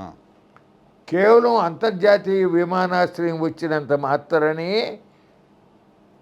అంతర్జాతీయంగా పెట్టుబడులు వస్తాయి అనుకునేది పొరపాటు. ఆయన దృష్టి ఎంతసేపు కూడా హైదరాబాద్లో శంషాబాద్లో ఇంటర్నేషనల్ ఎయిర్పోర్ట్ పెట్టిన తర్వాతే హైదరాబాద్ ఓ మహానగరం అయిపోయిందని ఆయన భావన. I don't think so. అది చాలా శుద్ధ తప్పు. అంతకుముందే వందల సంవత్సరాల నుంచి హైదరాబాద్ నగరం క్రమేపీ అభివృద్ధి అవుతా వచ్చింది. జియోలాజికల్ అడ్వాంటేజ్ కూడా చంద్రబాబు నాయుడు గారు సైబరాబాద్ అభివృద్ధికి దోహదపడిన మాట వాస్తవం. అది కూడా కొన్ని చారిత్రాత్మక కారణాల వలన సక్సెస్ అయ్యాడు ఆయన. ఆ పేరు మంచి పేరు వచ్చింది, సంతోషమే. అందువలన అది కరెక్ట్ కాదది. ప్రజల యొక్క సంక్షేమం, లార్జ్ నెంబర్ ఆఫ్ పీపుల్ యొక్క దీని గురించి ఆలోచన చేయాలని చెప్పి విజ్ఞప్తి చేస్తూ ఉన్నాను. ముఖ్యంగా ఏంటంటే ఇటీవల కాలంలో ఒక ఆందోళన కలిగించే విషయం ఏంటంటే భూముల కేటాయింపు. దానికి సుప్రీంకోర్టు జడ్జిమెంట్లు ఉన్నాయి, గైడ్లైన్స్ ఉన్నాయి.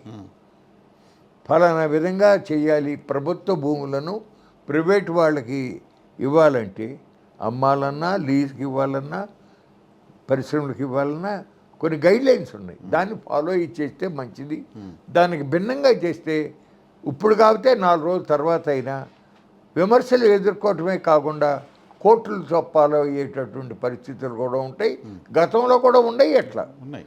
ఇవాళ TCS కంపెనీ ఉంది, చాలా మంచి కంపెనీయే. టాటా కన్సల్టెన్సీ, రతన్ టాటా గారు చాలా గొప్ప వ్యక్తి. దేశం అంతా కూడా ఆయన ఎంతో గౌరవించింది. అట్లాగే ఆ సంస్థ కూడా వాళ్ళ చాలా మంచి పేరుంది. దానికి కొన్ని వేల కోట్ల ఆదాయం వస్తూ ఉంది. దానిని 99 పైసలకే ఇవ్వాల్సిన అవసరం ఏంటి? వాళ్ళు 99 పైసలకే ఇమ్మని అడిగారా? అది కేటాయించమన్నారు. ఇప్పుడు ఇదే పని జగన్ రెడ్డి చేశాడు అనుకోండి, ఏమని అంటారు? అమ్మో ఏదో వేల కోట్ల రూపాయలు తీసుకుని ఇట్టా ఇచ్చాడని అంటారా లేదా? అంటారు. పైగా లీజ్కి ఇస్తాను తప్ప మొత్తం హోల్సేల్గా ఇచ్చేసాం కదా, కొనుక్కోవడానికి ఇచ్చేసినట్టు ఇచ్చేసారు కదా. ఇప్పుడు ఇదివరకు ఏంటంటే కొంత రేటు నిర్ణయించడం, కొన్ని లీజుకి ఇవ్వటం, అట్లాగే ఆ పెట్టుబడి అంతా పెట్టిన తర్వాత ఉద్యోగాల కల్పన అయిన తర్వాత అప్పుడు పక్కా రిజిస్ట్రేషన్ అప్పుడు జరిగేది. లీజ్ ఎక్స్టెన్షన్ చేసుకుంటూ పోతాం. లేకపోతే ఇప్పుడు అట్లా కాదు. 221 ఎకరాలు 16 సెంట్లు 99 పైసలకి సేల్ చేసేసారు, రిజిస్టర్ చేశారు. ఎకరా 99 కాదు, మొత్తం 99 పైసలకి. అదే చెప్తున్నా, ఎకరం కాదు, మొత్తం 99. జీవో చూసే నేను. అవును, నేను జీవో చూసా. అక్కడ ఎకరం లెక్క అంటే ఇది IT3లో ఇచ్చారు.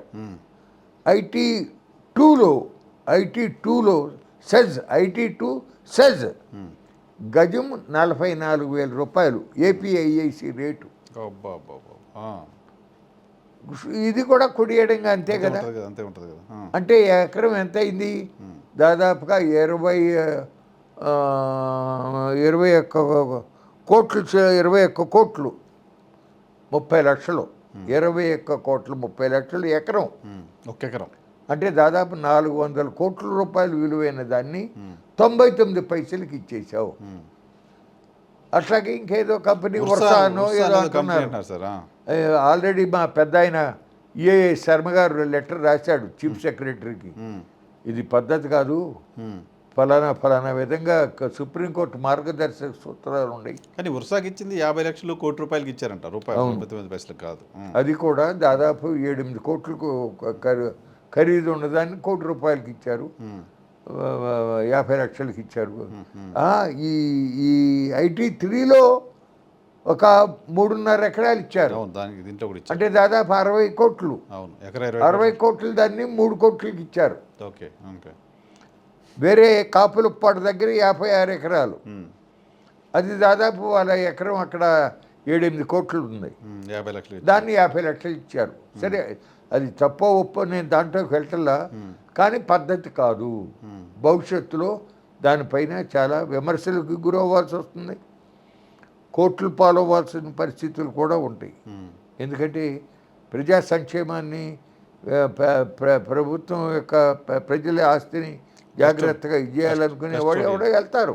అంతే కదా, కస్టోడియన్గా ఉండాలి. మీరు ఇట్లా ఇస్తే ఎట్లా అనేది వస్తుంది కదా న్యాచురల్గా. అందువలన ఈ విధంగా జాగ్రత్తగా చేయాల్సిన అవసరం ఉంది.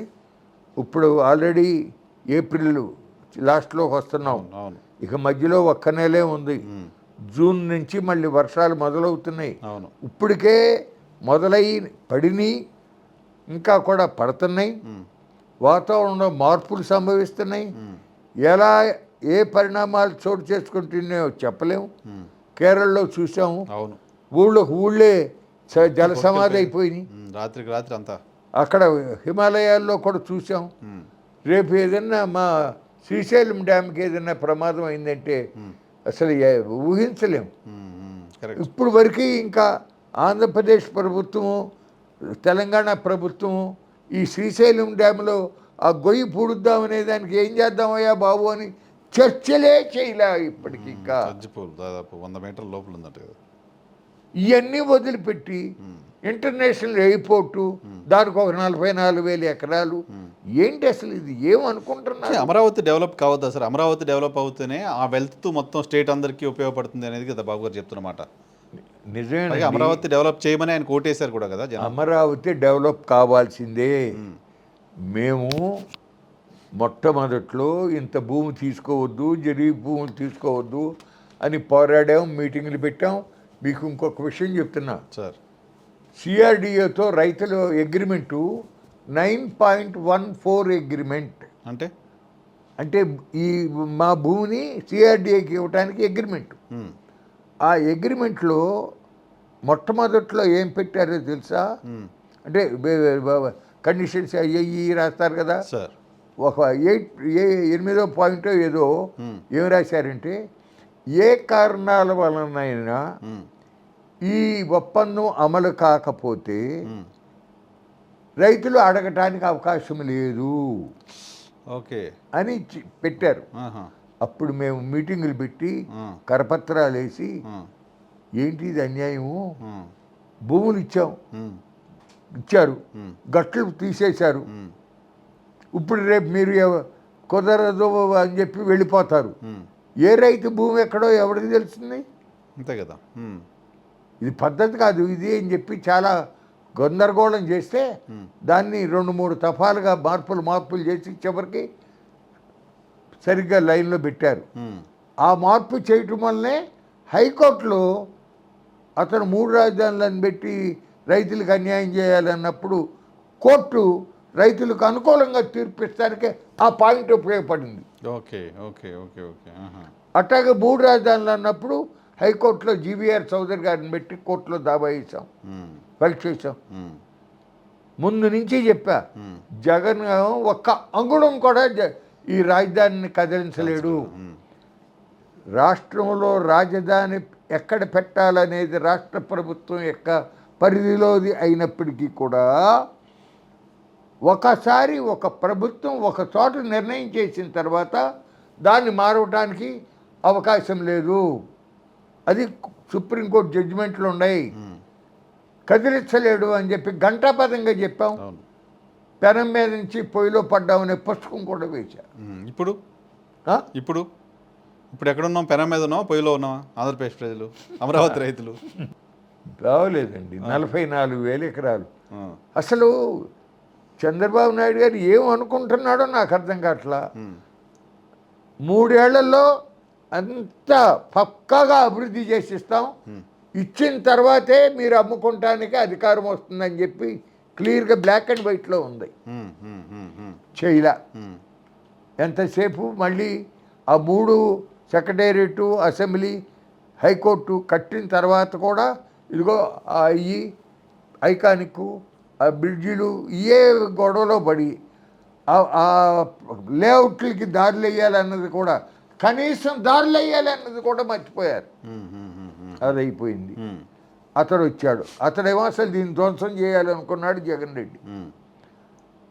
రైతులకి 3 రాజధానులు అనేటప్పటికి బ్యాంకులు డబ్బులు ఇవ్వమంటారు. అవును, అది మనం మాట్లాడుకున్నాం. మనం అక్కడ గజం కనీసం 15,000 20,000 ఖరీదు చేసే దాన్ని రైతు వెళ్ళి బ్యాంకులో కాస్త అప్పు అడిగితే ఏమో అంటాడా? న్యాయమా? కాదు. చంద్రబాబు తెలియదా? అక్కడే ఉంటున్నావు కదా. మరి ఆ బ్యాంకులకు ఫోన్ చేసి ఏంటయ్యా మీకు బుద్ధి ఉందా బుద్ధి లేదా, ఇవ్వద్దా ఇవ్వండి అని మాజీ చీఫ్ మినిస్టర్గా మాట్లాడొద్దు. ఇప్పుడు ఏదో చెప్పాడు, ఇప్పుడు మళ్ళీ ఈ మధ్యనే పేపర్లో వచ్చిన తర్వాత గమనించుకుని ఇప్పుడు చెప్పాడు. చెప్తున్నా అంటే అసలు భూములు ఇచ్చిన రైతుల యొక్క సంక్షేమం గురించి ఏమీ పట్టదా? కాదు సార్, ఇప్పుడు మీలాంటి వాళ్ళంతా అమరావతి అక్కడే ఉండాలి, ఒకటే రాజధానిగా ఉండాలి, అభివృద్ధి చేయాలి, రైతులకు న్యాయం చేయాలి మాట్లాడుతూ వచ్చారు 5 ఏళ్లుగా. ఇప్పుడు ఈ ఏడాది కాలంలో ఆ దిశగా ప్రభుత్వం వెళ్తోందా? లేదు అని చెప్తున్నా. ఇప్పుడు ఉదాహరణ చెప్తానండి. చంద్రబాబు నాయుడు గారి ఒకప్పుడు ప్రతిపక్ష నాయకుడిగా ఉండి ఆనాడు కాంగ్రెస్ ప్రభుత్వం ఉండవల్లి దగ్గర ఒక 30 ఎకరాలో 17 ఎకరాలు ఎంతో పర్యాటకం కోసం అని చెప్పి నోటిఫికేషన్ ఇచ్చింది. ఈయన ప్రతిపక్ష నాయకుడు హోదాలో అక్కడికి వెళ్ళి చాలా బ్రహ్మాండంగా పర్యాటకం కోసం అని చెప్పి పచ్చని పంట పొలాలు లాక్కుంటారా, ఇది చాలా తప్పు, ఇది కుదరదు అని చెప్పి మాట్లాడాడు. ఇప్పుడు అమరావతి రాజధాని నగరంలో నవనగరాలలో పర్యాటక సిటీకి ఎంత పెట్టారో తెలుసా? 11,000 ఎకరాలు. 11,000 ఎకరాలు కేవలం పర్యాటకం కోసం. ఎస్, 11,000 ఎకరాలు ఉంటే పర్యాటకానికి ఎంత పడుతుందండి? అందులో ఒకవేళ నువ్వు ఇంటర్నేషనల్ ఎయిర్పోర్ట్ పెట్టాలని అనుకున్నా ఆ 11,000 ఎకరాల్లో పెట్టొచ్చుగా. అది కాకుండా ఇప్పుడు మళ్ళీ బయట 5,000 ఎకరాలు తీసుకోవాలి. 5,000 ఎకరాలు తీసుకోవాలంటే 30,000 ఎకరాలు రైతులు ఇవ్వాలి. ఏంటి డ్రామాలు? ఏంటి పద్ధతి? ఏంటి కాకులను కొట్టి గెద్దలకి వేస్తావా? అసలు ప్రజల దగ్గర వాళ్ళు విమానాల్లో ప్రయాణం చేసేటటువంటి ఆర్థిక స్తోమత ఎంత దగ్గర ఉంది? కానీ భవిష్యత్తు అవసరాలు కదా సార్. భవిష్యత్తులో ఇప్పుడు బెంగళూరుని, హైదరాబాద్ని, చెన్నైని, అమరావతిని కనెక్ట్ చేస్తూ కనెక్టింగ్ రోడ్లు, బుల్లెట్ ట్రైన్స్, ఇంటర్నేషనల్ ఎయిర్పోర్ట్ ఇవన్నీ వస్తే గ్రో అవ్వడానికి అవకాశం లేదు. బుల్లెట్ ట్రైన్ అంటున్నారు, హైదరాబాద్ బెంగళూరు బుల్లెట్ ట్రైన్ ఏంటండి బాబు? ఆయన అసలు ఇంకోటి అదేదో ఉంది, అదే ఇప్పుడు కాదు 2014లోనే ఆలోచన చేశాడు. ఇంకా ఎక్కడ లేదది. 1 కిలోమీటర్కి 300 కోట్ల ఎంత అవుతుంది. అది అంటే నేను అనేది అదే, నేల విడిచి సాము చేయటం తగదండి, పద్ధతి కాదు అది. నువ్వు కొంతకాలం ఎల్లరినీ మభ్యపరచగలవేమో కానీ అందరినీ ఎల్లకాలం మభ్యపరచడం సాధ్యపడదు. అమరావతిలో ఇలా చేస్తున్నారు, ఇది కరెక్ట్ కాదేమో ఆలోచించండి అని ఏమన్నా మాట్లాడితే, ఎవరైనా చెప్తే, మీ బోటోలు మాట్లాడినా మా బోటోలు ఎవరైనా మాట్లాడినా, ఇది ఒక సామాజిక వర్గం పైన దాడి, అమరావతి పైన కుట్ర చేస్తున్నారు, విషం కక్కుతున్నారు అనే విమర్శ ప్రభుత్వం వైపు నుంచి, తెలుగుదేశం పార్టీ వైపు నుంచి వస్తోంది. ఏం చెప్తాం అంటే ప్రభుత్వం సైడ్ నుంచినేమో వాళ్ళు పొరపాటు నడుస్తూ ఉండా దాన్ని సమర్థించుకోవడానికి ప్రయత్నం చేస్తారు, అదొక భాగం అనుకోండి. కొంతమంది లోతుగా ఆలోచించకుండానే వేరే దురభిమానాలు పెట్టుకుని నా బోటాళ్ళు మాట్లాడిన దాన్ని ఇది కరెక్ట్ కాదు అని మాట్లాడేవాళ్ళు ఉంటారు. ఇప్పుడు 5 ఏళ్ళు ఉన్నాయి, అన్నీ ఒక రకంగా ఉన్నాయా? ఉండవుగా. ఎవరి భావం వాళ్ళది పోనండి. మ్మ్. మనకు కావాల్సిందల్లా ఆంధ్రప్రదేశ్ రాష్ట్రం అభివృద్ధి కావాలి, మ్మ్. ప్రజలు సుఖ సంతోషాలతో ఉండాలి. మ్మ్. అందులో అమరావతి నగరం, ఆ నగరం ఉన్న ఆ రాజధానికి భూములు ఇచ్చిన రైతులు కూడా హ్యాపీగా ఉండాలి. అంతే అంతే, అదే ఇంట్రెస్ట్. రాజధాని బాగుండాలి, డెవలప్ అవ్వాలి, అందరూ హ్యాపీగా ఉండాలి. ఇప్పుడు ఇంకో మాట అన్నాడు, మ్మ్. 44,000 ఎకరాలు తీసుకోవటం వలన మీ భూముల రేట్లు తగ్గిపోతాయేమోనని మీరు భయపడుతున్నారేమో, భయపడొద్దు అని కూడా తనే అన్నాడు. మ్మ్. మ్మ్. మ్మ్. ఇదే చంద్రబాబు నాయుడు గారు మ్మ్. మొట్టమొదట్లో అమరావతి రాజధానికి ల్యాండ్ పూలింగ్లో భూములు తీసుకున్నప్పుడు మ్మ్. కృష్ణా జిల్లాలో, గుంటూరు జిల్లాలో కొన్ని వేల ఎకరాలని గ్రీన్ ఏరియా అని పెట్టాడు. మ్మ్. ఎందుకు? ఈ అమరావతిలో రేట్లు రియల్ ఎస్టేట్ తగ్గకుండా ఉండటానికని. Okay okay. అందరూ గొడవ పెట్టిన తర్వాత తీసేశాడు. మ్మ్. మ్మ్. మ్మ్. మ్మ్. ఇవన్నీ చూస్తూనే ఉన్నాం. మ్మ్. మార్చుకుంటాడేమోనని అనుకుంటున్నాం కానండి, మ్మ్. ఇప్పుడు ఆ జరిగే వ్యవహారం సరళి చూస్తుంటే అతను మార్చుకునే ధోరణి కనపడతలే. అసలు ఎవరిని కూడా తనకు తోచింది తప్ప, అయ్యో ఇంకా సమాజంలో చాలా ప్రముఖమైన వ్యక్తులు నన్ను వదిలేయండి, మ్మ్. నన్ను వదిలేయండి. శర్మ గారు ఉన్నాడు, మ్మ్. ఎంత గొప్పవాడు అనుకుంటారు. మ్మ్. ఎన్నో విషయాల మీద ఆయన సామాన్య ప్రజానీకానికి నష్టం జరుగుతుంది అనుకుంటే, రాష్ట్రానికి నష్టం జరుగుతూ ఉంటుంది, రాజ్యాంగానికి నష్టం జరుగుతూ ఉందనుకుంటే ఆయనే లెటర్లు రాసి చీఫ్ మినిస్టర్లకి, చీఫ్ సెక్రటరీలకి లెటర్లు రాస్తాడు. ప్రశాంత్ భూషణ్ గారితో చెప్పి సుప్రీంకోర్టులో ఫైట్ చేస్తూ ఉంటాడు. మ్మ్. మేమేం ఆశించుతున్నాం? మంచి చేయమని కోరుతున్నాం అంతే. మాకేమి పదవులు అవసరంలా, మాకేమి దండలు ఏ అవసరంలా. మ్మ్. మ్మ్. మ్మ్. మ్మ్. చెప్పింది అసలు విను, నిర్ణయం ఏం చేస్తావో నిర్ణయం తీసుకో, ముందు అసలు వినాలి కదా. అవును, సెకండ్ సైడ్ వినటానికి ఎందుకు ఇది?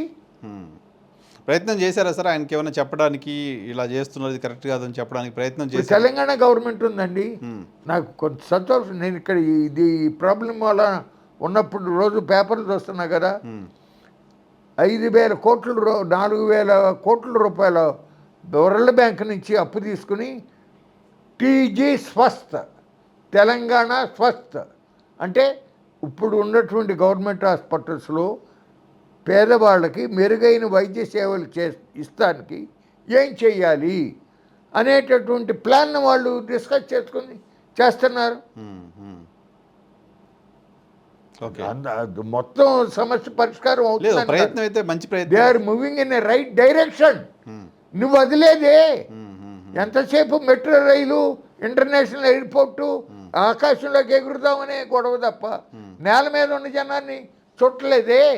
చూద్దాం ఏం జరుగుతుందో. మీరు చాలా వాల్యుబుల్ సజెషన్స్ చేశారు ఆంధ్రప్రదేశ్ రాష్ట్ర ప్రభుత్వానికి. మీరు బాగా రీసెర్చ్ చేసి, ప్రభుత్వం మీరు చెప్పే ప్రయత్నం లేకపోయినా కనీసం ఇది డిజిటల్ మీడియాలో ఉంటుంది. ఈ వీడియో ఏమైనా చూసి ప్రభుత్వానికి సంబంధించిన పెద్దలు ఎవరైనా రియాక్ట్ అవుతారేమో, కనీసం తీసుకుంటారేమో చూద్దాం. ఆశించుదామని అదే కోరుకుంటున్నాం. మేము ఎట్టాగో రేపు మాపో లాస్ట్ లెగ్లో ఉన్నాం. బాగుండాలి సార్. చెప్తున్నా, వాస్తవం మాట్లాడుకోవాలిగా. కానీ అసలు రాబోయే తరాల పరిస్థితి ఏంటి? ఎగ్జాక్ట్లీ. పిల్లల పరిస్థితి ఏంటి? మా పిల్లలని కాదు, మొత్తం కదా ఈ దేశంలో ప్రజల పరిస్థితి ఏంటి? అక్కడ చూస్తే అతనేమో అంత రాజ్యాంగాన్ని తూట్లు పొడుస్తున్నాడు, మోదీ ప్రజల మధ్యన విభేదాలు పెడుతున్నారు. అసలు ఏమీ లెక్క లేకుండా ఇవాళ ఎంత అన్యాయం అండి. ఇవాళ ఆపరేషన్ కగార్ పేరుతో ఆ ఆదివాసీలని పెట్టెలను కాల్చినట్టు కాల్చేస్తున్నారు కదండి.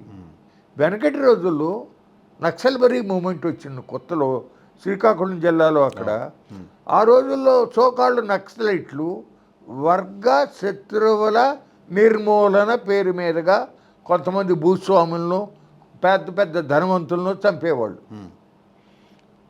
మన రాజ్యాంగం ప్రకారంగా ప్రతి పౌరుడు కూడా జీవించే హక్కు ఉంది, రైట్ టు లైఫ్. వాడెవడు తీసే వాడికి భూస్వామి అయినంత మాత్రాన చంపటానికి తప్పు కదా. వాళ్ళు ఆ పని చేయట్లేదే. వాళ్ళేమి ఎవరిని చంపటల్లా. వాళ్ళు చేస్తాను ఏంటి? నువ్వు అడ్డగోలుగా అదానీ గాడికో, అంబానీకో, మరొకడికో ఆ అడవులలో ఉన్నటువంటి విలువైన ఖనిజ సంపదని దోచిపెడతా అంటే ఇది వద్దు నాయన, మా భూములు మేము సాగు చేసుకుని మేము బతకడానికి వీలు లేకుండా పోతుంది అని చెప్పి వ్యతిరేకిస్తూ ఉన్నందుకు వాళ్ళని చంపేస్తావా మావోయిస్టులు అనే పేరు మీద? దాదాపు అసలు ఎంత సైన్యాన్ని వాడుతున్నారు? 10,000 మంది సైన్యం అంట. 10,000 66,000 మంది. మీరు పొరపాటు పడుతున్నారు. నేను చెప్తున్నా 66,000 మంది సైన్యాన్ని, పారామిలిటరీ ఫోర్సెస్ని మొత్తం ఛత్తీస్గఢ్ రాష్ట్రంలో ఉపయోగిస్తున్నారు. డ్రోన్లు కానీ రాత్రిపూట కూడా స్పష్టంగా కనిపించేటటువంటి టెక్నాలజీ. యుద్ధం ఆల్మోస్ట్ ఒక యుద్ధం. అక్కడేమో నార్త్లో చైనా కొంత భూమి ఆక్రమించుకుంటే దాన్ని వెనక్కి నెట్టే ప్రయత్నం లేదు. ఇక్కడేమో ఈ ఆదివాసీలను చంపేస్తున్నారు. ఎందుకు? వాళ్ళందరూ భయపడి అవతలిపోతే ఈ మొత్తం కూడా అదానికి గడికి ఇంకొకడుగా కట్టబెట్టవచ్చు అనేటువంటి లైన్లో ప్రభుత్వం ఇంటెన్షన్ ఏంటో తెలియదు కానీ బట్ రాంగ్ వేలో వెళ్తున్నారు. కాగారు విషయంలో దేశంలో డెమోక్రటిక్ వాయిస్ కూడా ఎవరు పెద్దగా మాట్లాడట్లేదు. ఇంతకుముందు చిన్న ఎన్కౌంటర్ జరిగితే చాలామంది మాట్లాడేవాళ్ళు. ఈ 6 monthsలో దాదాపు 600 మంది నక్సలైట్లు చనిపోయారు. అవునండి. పౌర సమాజం ఎక్కడ మరి ఎందుకు అంత యాక్టివ్గా స్పందించినట్టు అనిపించట్లేదు. స్పందన రావాలని కోరుకుందాం. Thank you sir, thank you very much. మాకు సమయం కేటాయించినందుకు. ఇది వడ్డే శోభనాథ్ గారితో స్పెషల్ ఇంటర్వ్యూ. చూస్తూనే ఉండండి DHTV.